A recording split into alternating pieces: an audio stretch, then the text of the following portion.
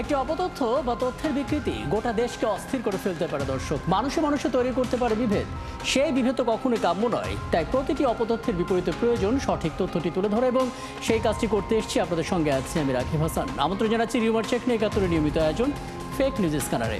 এবং আজও আমাদের সঙ্গে আছেন আমাদের একজন অতিথি, আছেন এএফপির fact check editor Yamin Sajid, এবং আমরা আমাদের অতিথির সঙ্গে কথা বলবো। তবে তার আগে একটা ছোট্ট প্রতিবেদন দেখাতে চাই, যাতে ধারণা পাওয়া যায় যে কী ধরনের অপতথ্যগুলো আসলে ছড়িয়েছে।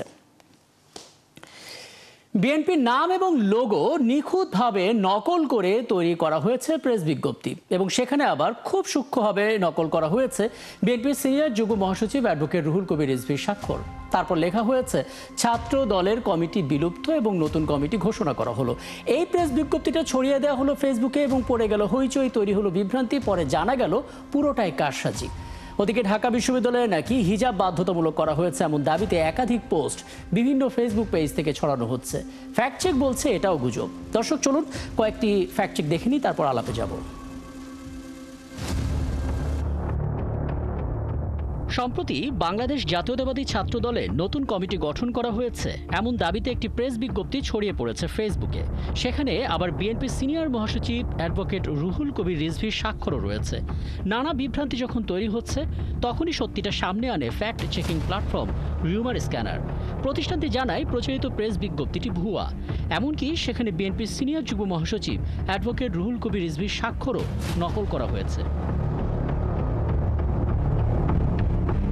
ওদিকে ব্রেকিং নিউজ, হিজাব বাধ্যতামূলক করল ঢাকা বিশ্ববিদ্যালয়ের নতুন ভিসি, এমন দাবি সামাজিক যোগাযোগ মাধ্যম ফেসবুকে প্রচার করা হয়েছে। তবে ফ্যাক্ট চেক করে দেখা গেল ঢাকা বিশ্ববিদ্যালয়ের বর্তমান উপাচার্য হিজাব বাধ্যতামূলক করেছেন এমন দাবিটি সঠিক নয়। কোনো প্রকার তথ্য প্রমাণ ছাড়াই দাবিটি প্রচার করা হয়েছে।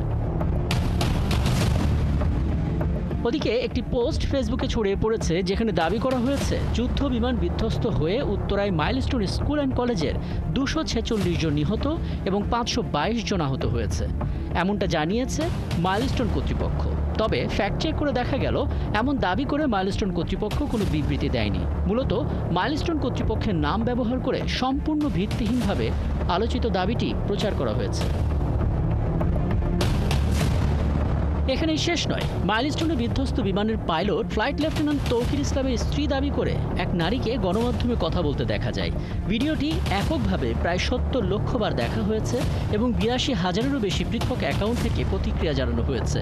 তবে ফ্যাক্ট চেক করে দেখা গেল প্রচারিত ভিডিওগুলো ফ্লাইট লেফটেন্যান্ট তৌকির ইসলামের স্ত্রীর বক্তব্য নয়। এগুলো কৃত্রিম বুদ্ধিমত্তা প্রযুক্তি ব্যবহার করে তৈরি ভুয়া ভিডিও। দর্শক, আজ ফ্যাক্ট চেক বিশ্লেষণ করে দেখা যাচ্ছে জাতীয় ও রাজনৈতিক ইস্যুতে সবচেয়ে বেশি গুজব ছড়িয়েছে। থেমে নেই মাইলস্টোন ট্র্যাজেডি ঘিরেও অপতথ্য, আর এগুলো ছড়িয়ে দেওয়া হচ্ছে সবকটি সামাজিক যোগাযোগ মাধ্যমে। রাকিব হাসান, ৭১। আমরা মোটামুটিভাবে একটা ধারণা পেয়ে গেলাম যে কী ধরনের অপতথ্যগুলো ছড়াচ্ছে, এবং আমরা দেখেছি সেই সমস্ত অপতথ্যের ফ্যাক্ট চেক করতে গিয়ে রাজনৈতিক, আন্তর্জাতিক, সামাজিক, জাতীয় প্রায় সবকটি ধাপে, সবকটি জায়গা জুড়ে আসলে অপতথ্যগুলো ছড়িয়েছে। আমরা কথা বলতে চাই এএফপির fact check editor Yamin Sajid আমাদের সঙ্গে আছেন। জনাব ইয়ামিন সাজিদ, আপনাকে আমন্ত্রণ জানাচ্ছি এবং ধন্যবাদ জানাচ্ছি আপনি আমাদেরকে সময়টা দিচ্ছেন। এবং আমরা জানি যে যদি ভুল না করে থাকি, সাম্প্রতিক সময় আপনারা সবচাইতে বেশি ব্যস্ত সময় পার করছেন এই ফ্যাক্ট চেক করতে গিয়ে, কারণ আমরা প্রতিদিনই যে পরিমাণ রিউমার দেখতে পাচ্ছি। যদি একেবারে সার্বিকভাবে আপনাদের পর্যবেক্ষণটা জানান, মানে অনেকগুলো ক্যাটাগরি তো আমরা পাচ্ছি, সবচেয়ে বেশি কোন ক্যাটাগরিতে আসলে আপনাদের চোখে অপতথ্যগুলো ধরা পড়ছে এবং সেগুলোর উদ্দেশ্যটা আসলে কি মনে হচ্ছে আপনাদের? জি রাকিব, আপনাকে ধন্যবাদ আমাকে যুক্ত করার জন্য। আপনার প্রতিবেদনে বাংলাদেশের সামাজিক মাধ্যমে যে ধরনের ফেক নিউজ এবং অপতথ্য ছড়ায় তার একটা চিত্র উঠে এসেছে। তারপরে আমরা বলবো সাম্প্রতিক সময়ে, বিশেষ করে গত বছর যখন জুলাই আগস্টে কোটা সংস্কারের পক্ষে আন্দোলন শুরু হয়, তখন থেকে রাজনৈতিক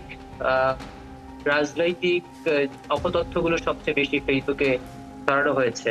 প্রথম দিকে যখন শিক্ষার্থীদের আন্দোলন চলছিল, তখন এই আন্দোলনকে বিতর্কিত করার জন্য নানা ধরনের অপতথ্য ছড়ানো হয়েছে।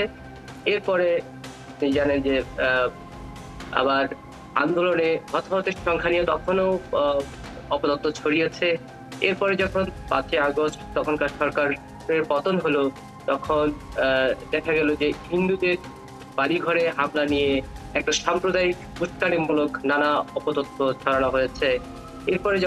এরপর এই গত কি বলবো, ওই জুলাই আগস্টের অভ্যুত্থান পরবর্তী এখন পর্যন্ত যত অপতথ্য আমরা দেখেছি, তার মধ্যে রাজনৈতিক অপতথ্যগুলি সবচেয়ে বেশি।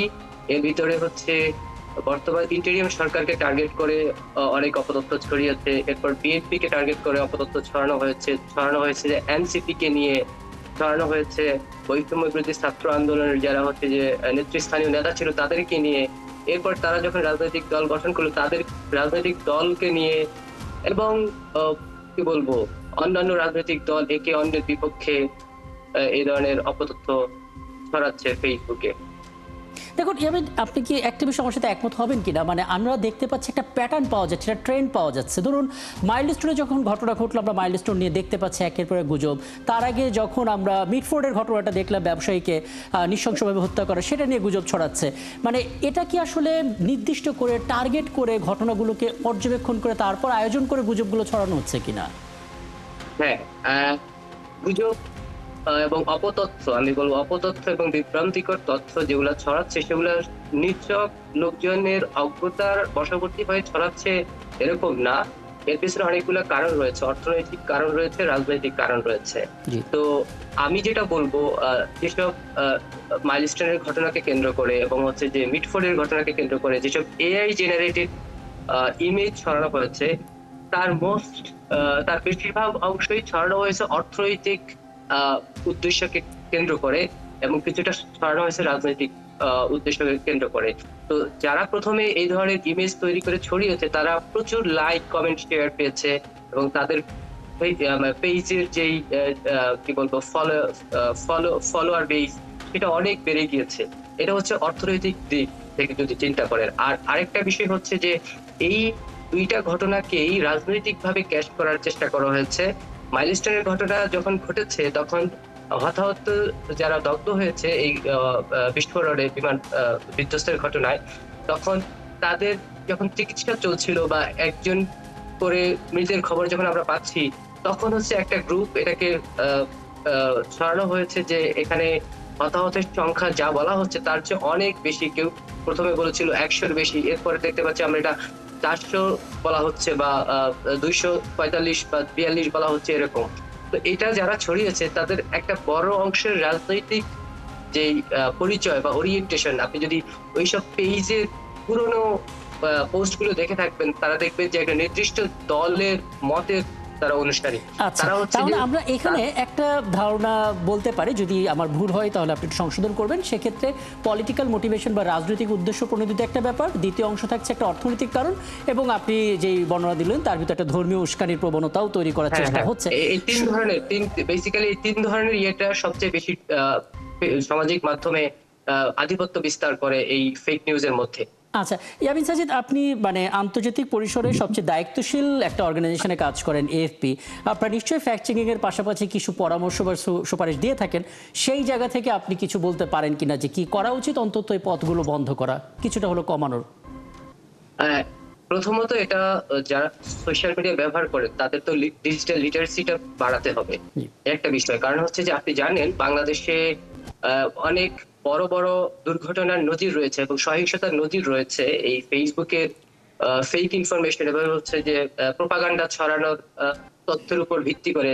আপনি যদি রামুর যে বৌদ্ধ মন্দিরে হামলার ঘটনা শুনেন, দেখেন, তারপর হচ্ছে যে নাসিরনগরের ঘটনা দেখেন, ভোলায় হচ্ছে যে যদি দুর্ঘটনা দেখেন 2019 সালে, ওখানে ভোলায় 5 জন নিহত হয়েছে। তারপরে হচ্ছে যে নাসিরনগরে হতাহতের সংখ্যা রয়েছে, রামুতে কি হয়েছে সেটা দেখেছেন। তো এটা আমরা যারা সোশ্যাল মিডিয়া ব্যবহার করি তাদেরকে প্রথমে হচ্ছে এই ধরনের কন্টেন্ট শেয়ার করার আগে কয়েকবার ভাবা, যেটাকে আমি সত্য ইনফরমেশন শেয়ার করছি না অসত্য ইনফরমেশন শেয়ার করছে, এইটা।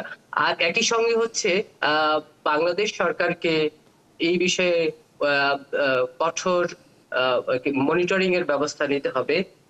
সেটা হতে পারে সোশ্যাল মিডিয়া জায়ান্ট যারা রয়েছে, ফেসবুক এবং হচ্ছে যে টিকটক, এছাড়া ইউটিউব, এদের সঙ্গে আরো বেশি কমিউনিকেশন বাড়ানো, তাদের কমিউনিটি স্ট্যান্ডার্ডকে যে রেগুলেশন করে থাকে, রেগুলেট করে থাকে, তাদেরকে বাংলাদেশের বিষয়ে আরো বেশি নজরদারি করা, এই ধরনের সেন্সিটিভ এবং হচ্ছে যে অপতথ্য এবং রাজনৈতিক এবং ধর্মীয় উস্কানিমূলক যেসব পোস্ট রয়েছে সেগুলোকে আরো বেশি মনিটর করা, এগুলো জোরদার করতে হবে। অনেক ধন্যবাদ এবং নিশ্চয়ই সামনের আয়োজনে আরো বিস্তারিত আলাপ করার সুযোগ হবে আপনার সঙ্গে, এবং ধন্যবাদ আপনি আমাদেরকে সময়টা দিয়েছেন।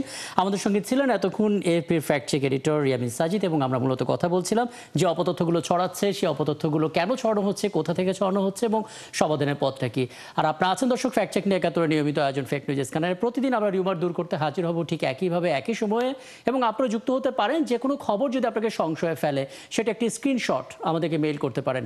মেল আইডি দেখতে পাচ্ছেন fns.71tv@gmail.com, অথবা ফেসবুকে যোগাযোগ করতে পারেন www.facebook/fakenewsscanner ঠিকানায়।